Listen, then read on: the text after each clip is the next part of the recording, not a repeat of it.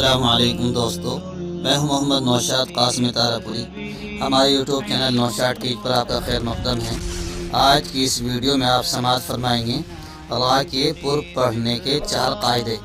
باقی قاعدے اگلی ویڈیو میں انشاءاللہ آپ سماعت فرمائیں گے۔ آئیے سماعت کر لیتے ہیں حضرت الاستاذ حضرت قاری محمد یاسین صاحب دامت برکاتہم کی زبانی۔ ویڈیو پسند آئے تو لائک اور شیئر کرنا نہ بھولیں اور چینل کو ضرور سبسکرائب کریں۔ بسم اللہ الرحمن الرحیم۔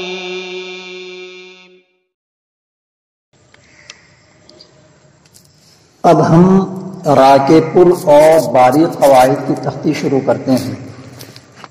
قرآن کرام نے مختلف کتابوں میں مختلف انداز اور طریق سے ان قواعد کو را کے قواعد کو مرتب کیا ہے، لیکن چونکہ چھوٹے بچوں کو پڑھایا جاتا ہے اس لیے ہم نے ان کو مختصر قواعد لکھ کر کے اور اسی کے اعتبار سے تختیاں درج کی گئی ہیں، یعنی کلمات اور مثالیں پیش کی گئی ہیں، تو بچوں کو ایک ساتھ مکمل قواعد، پہلے را کے قواعد ہیں، پھر پہلے را کے پر کے قواعد ہیں، پھر باریک کے، تو یہ ایک صفحے میں را کے پر ہونے کے قواعد ہیں، ان کو ایک ساتھ نہ پڑھایا جائے، بلکہ بچے کی حیثیت کے اعتبار سے اس کو قواعد پڑھایا جائے اور اتنے ہی کلمات کی ہجے کرا دی جائے، تاکہ بچے کو یہ معلوم ہو جائے کہ ہم نے جو قواعد میں جو عبارت پڑھی ہے عین اسی کے مطابق ہی مثالیں ہیں۔ را کے پر پڑھنے کے قواعد۔ قاعدہ نمبر 1، جس را کے اوپر زبر یا پیش ہو یا تنوین زبر یا پیش کی ہو تو اس را کو پر پڑھیں گے، جیسے حراجن، فروشن، نارن، نورن وغیرہ۔ قاعدہ نمبر 2، جب را ساکن ہو اور اس سے پہلے حرف کے اوپر زبر یا پیش ہو تو یہ را پر پڑھی جائے گی، جیسے برقن، قربانن وغیرہ۔ قاعدہ نمبر 3، جب را وقف کی وجہ سے ساکن ہو اور اس سے پہلے حرف کے اوپر زبر یا پیش ہو تو یہ را پر پڑھی جائے گی، جیسے قمر، نذر۔ قاعدہ نمبر 4، جب را وقف کی وجہ سے ساکن ہو اور اس سے پہلا حرف بھی یا ساکنہ کے علاوہ ساکن ہو اور اس سے پہلے حرف کے اوپر زبر یا پیش ہو تو یہ را بھی پر پڑھی جائے گی، جیسے فجر، یسر وغیرہ۔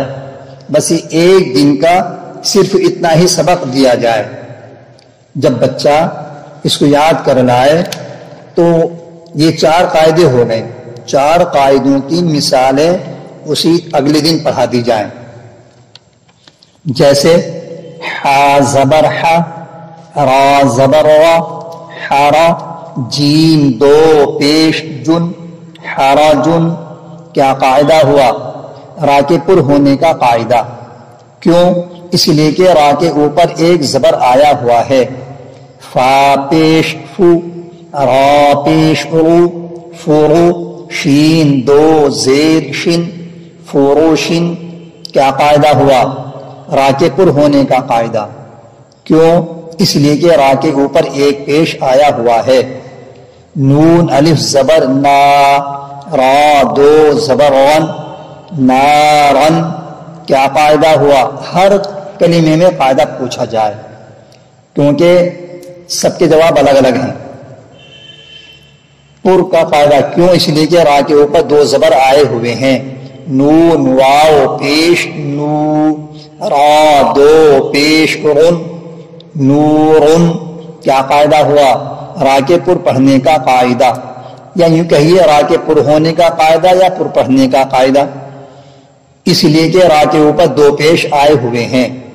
یہ قاعدہ نمبر 1 کی 4 مثالیں ہیں، جیسے حراجن، فروشن، نارن، نورن۔ یہ 4 مثالیں ہیں اور چاروں مثالیں پہلے قاعدے کی آ چکی۔ بچے نے جب یہ قاعدے میں یہ بات رٹی تو اس کی مثالیں بھی آ گئیں اور ان کے سوال جواب بھی بچے کے ذہن میں بیٹھ گئے۔ اگلا قاعدہ ہے قاعدہ نمبر 2، اب اس کی مثال ہے با را زبر بر، قاف دو پیش کن برقن کیا قاعدہ ہوا؟ را کے پر پڑھنے کا قاعدہ، اس لیے کہ را ساکن سے پہلے زبر والا حرف آیا ہوا ہے۔ قاف را پیش قر با الف زبر با قربا نون دو زبر نن قربانن کیا قاعدہ ہوا؟ را کے پر پڑھنے کا قاعدہ، اس لیے کہ را ساکن سے پہلے پیش والا حرف آیا ہوا ہے۔ یہ قاعدہ نمبر 2 کی مثالیں، 2 مثالیں ہیں اور یہ دونوں یہاں قاعدے میں آ گئیں۔ اب اس طرح کی مثالیں قرآن پاک میں کہیں سے بھی بچے سے پوچھ سکتے ہیں۔